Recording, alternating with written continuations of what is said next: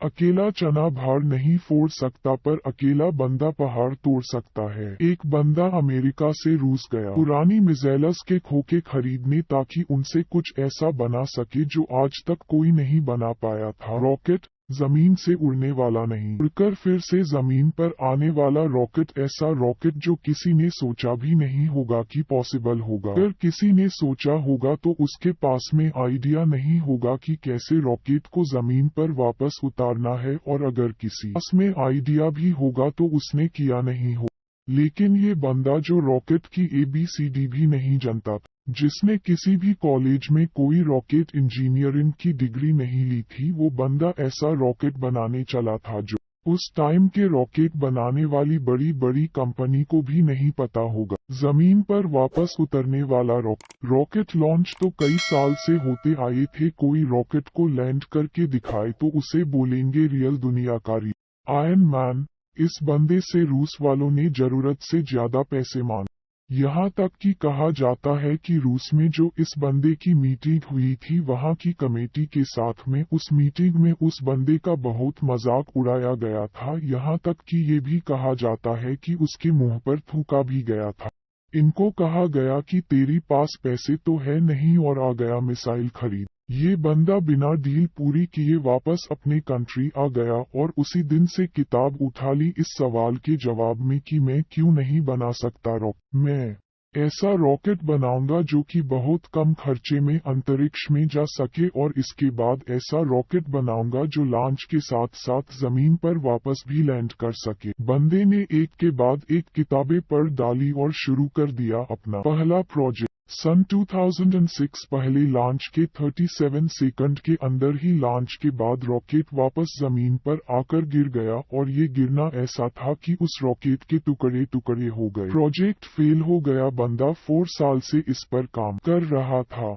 2002 से उसने काम शुरू किया था। 2006 में उसका पहला प्रोजेक्ट फेल हो गया। पैसों का बहुत नुकसान हो गया। बंदे ने फिर सवाल ढूंढने की कोशिश की, यार कहाँ कमी रह गई, रॉकेट लॉन्च क्यों नहीं हो पाया। 1 साल बाद फिर से रॉकेट लॉन्च किया, फिर से वही हुआ, मिशन फेल, रॉकेट क्रैश, पैसों का भारी नुकसान। फिर 1 साल बाद तीसरी कोशिश की और फिर वही हुआ, मिशन फेल, रॉकेट क्रैश, पैसों का भारी नुकसान। एक के बाद एक करके इसके 3 प्रोजेक्ट फेल हो गए। अब इस बंदे के पास में ना बड़ी मुश्किल से सिर्फ एक रॉकेट के जितने पैसे बचे थे या उतने भी नहीं बचे थे कह लो। इतने अच्छे अच्छे इंजीनियर थे ना इस बंदे के पास में, वो सब इन्हें छोड़कर वापस चले गए। लेकिन इस बंदे में इतना जुनून था, इतना होमवर्क इसने कर लिया था, इसने सोचा कि एक बार और ट्राई करते हैं, लेकिन इसके पास में इतने पैसे नहीं थे कि ये अच्छे इंजीनियर को हायर कर सके, और ये घटिया इंजीनियर को रखना नहीं चाह रहा था। तो इसने डिसाइड किया कि जब मैंने इतनी पढ़ाई कर रखी है तो क्यों ना इस बार प्रोजेक्ट का चीफ इंजीनियर मैं ही बन जाऊं। वो बंदा खुद चीफ इंजीनियर था जिसने रॉकेट साइंस की कोई इंजीनियरिंग डिग्री नहीं ले रखी थी। बड़ी अजीब सी बात थी और बड़ी रिस्की काम था ये, और पैसों का पहले ही भारी नुकसान हो चुका था। लेकिन इस बंदे की हिम्मत का नुकसान कोई नहीं कर पाया। पूरी जान चौथी कोशिश में लगा दी, और उसके बाद में कुछ ऐसा हुआ ना जो आज तक कोई नहीं कर पाया। पूरी दुनिया ने एक नजारा देखा। दुनिया का सबसे कम बजट में उड़ने वाला रॉकेट सफलता पूर्वक लॉन्च हो गया था। साइंस की दुनिया में ऐसा करना पहली बार नहीं हुई थी, लेकिन इतने कम बजट के अंदर किसी रॉकेट को लॉन्च करना पहली बार हुआ था। कोई एस्ट्रॉयड धरती से टकरा जाए और धरती से मानवता ठीक उसी तरह से खत्म हो जाए जिस तरह से कई साल पहले डायनासोर धरती से चले गए थे।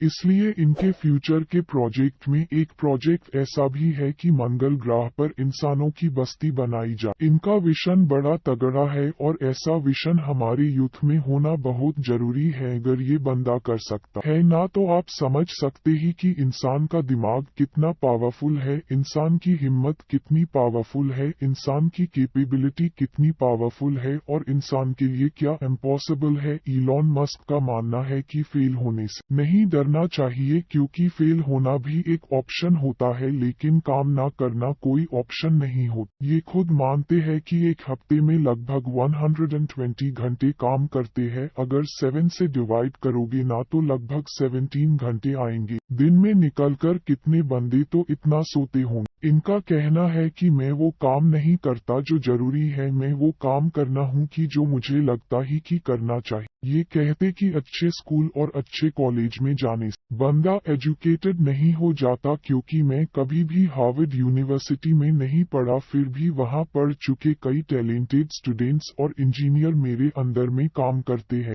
इनका कहना है कि एक्स्ट्रॉर्डिनरी बनने हर इंसान के पास एक मौका होता है। इनका ये भी कहना है कि अगर आप फेल नहीं हो रहे हो तो इसका मतलब आप लाइफ में कुछ कर ही नहीं रहे। हर लड़का और लड़की को आज ये बात समझनी पड़ेगी कि उनको आज से डेट में क्या करना चाहिए, क्या उनको वो करना चाहिए जो लगता है कि जरूरी है, या उनको वो करना चाहिए जो लगता है कि उनको करना चाहिए। इंसान तब ज्यादा बेहतर कर पाता है जब उसको पता होता है कि उसको क्या करना चाहिए। इलॉन मस्क को किसी ने रॉकेट साइंस नहीं पढ़ाई थी, ये उनको लगा कि उनको रॉकेट साइंस पढ़नी चाहिए तो उन्होंने खुद पढ़ी, क्योंकि इनको पता था कि इनको क्या करना चाहिए। आज के डेट में हर बंदे के लिए कुछ करना मुश्किल नहीं है, मुश्किल तो उसके पास में कोई गोल ही नहीं है, उसको पता ही नहीं है कि उसको करना क्या है। लक्ष्य निर्धारित ना करना सबसे बड़ा प्रॉब्लम है, फेल होना कोई प्रॉब्लम नहीं है। इलॉन मस्क का मानना है कि नॉइस से ध्यान हटा सिग्नल की तरफ ध्यान देना चाहिए।